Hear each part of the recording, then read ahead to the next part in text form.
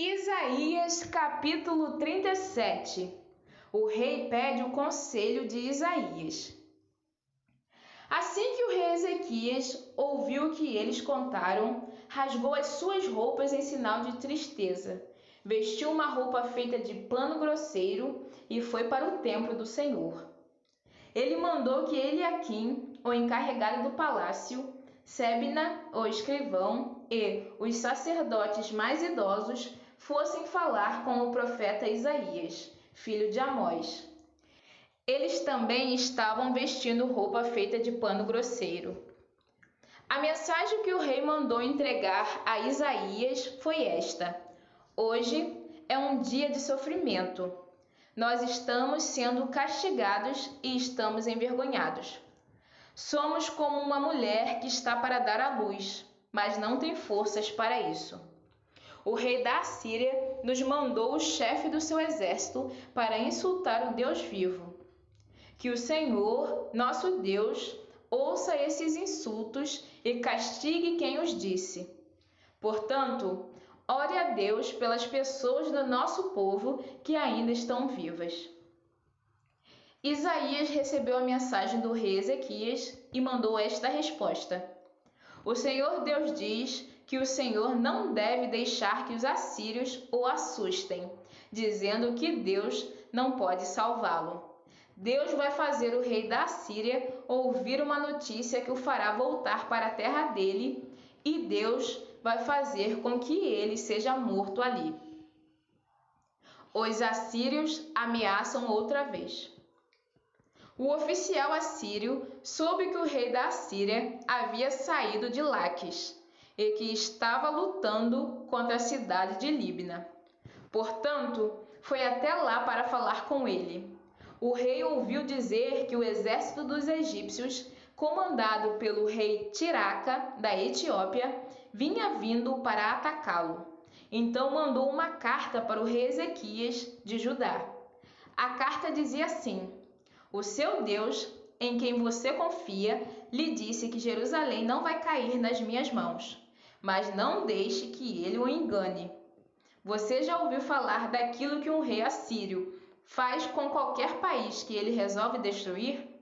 Por acaso você pensa que poderá escapar? Os meus antepassados destruíram as cidades de Gozã, Arã e Rezefe e mataram o povo de Éden, que morava em Telassar, e nenhum dos seus deuses os pôde salvar. Onde estão os reis das cidades de Amate, de Arpade, de Sefarvaim, de Ena e de Iva? O rei Ezequias recebeu a carta das mãos dos mensageiros e a leu. Depois foi até o templo, pôs a carta ali, na presença de Deus, o Senhor, e orou assim: Ó Senhor Todo-Poderoso, Deus de Israel, que estás sentado no teu trono que fica acima dos querubins. Só tu és Deus e governas todos os reinos do mundo. Tu criaste o céu e a terra. Ó Senhor, olha para o que está acontecendo com a gente. Escuta todas as coisas que Senaqueribe está dizendo, a fim de insultar a ti, o Deus vivo.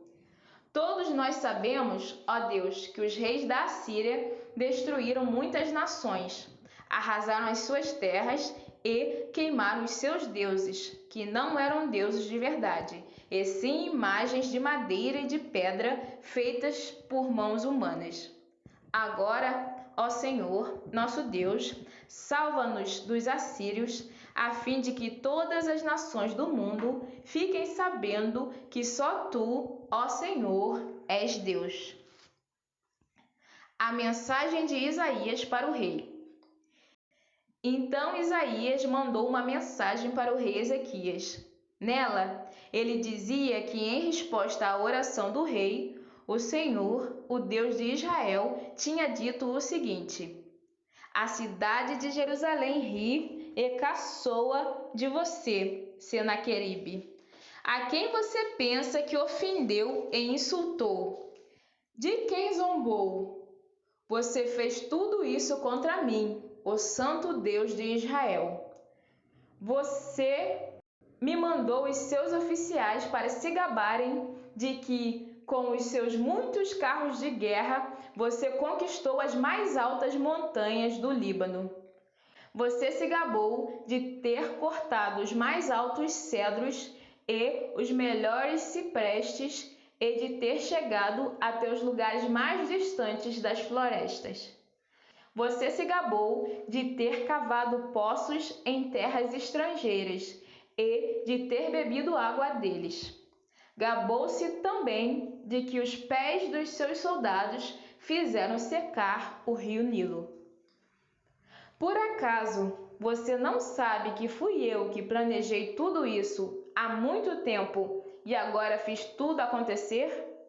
Eu dei a você o poder de fazer cidades cercadas de muralhas virarem montões de entulho. Por isso, os seus moradores ficaram fracos e andaram cheios de medo e de vergonha.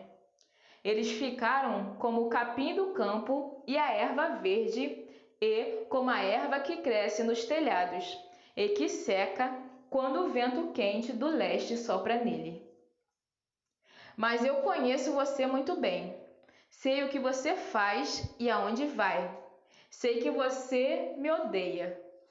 Eu soube do seu ódio e do seu orgulho, e agora vou pôr uma argola no seu nariz e um freio na sua boca, e farei você voltar pelo mesmo caminho por onde veio. Então Isaías disse ao rei Ezequias: Este é o sinal daquilo que vai acontecer. Neste ano e no ano que vem, vocês terão para comer somente o que nascer por si mesmo, sem ser plantado. Mas no ano seguinte, vocês poderão semear e colher cereais e também plantar parreiras e comer as uvas. As pessoas de Judá que não tiverem morrido vão florescer como plantas que firmam as suas raízes na terra e dão frutas. Pois ficará gente em Jerusalém e no Monte Sião, porque o Senhor Todo-Poderoso resolveu fazer com que isso aconteça. Isaías continuou: Portanto, o Senhor diz o seguinte a respeito do rei da Assíria: Ele não entrará nesta cidade e não atirará uma só flecha contra ela. Nenhum soldado com escudo chegará perto da cidade, e não serão construídas rampas de ataque ao redor dela. O rei da Assíria vai voltar pelo mesmo caminho por onde veio, sem ter entrado nesta cidade. Eu defenderei e protegerei esta cidade por causa da minha honra e por causa da promessa que fiz ao meu servo Davi. Eu, o Senhor, falei.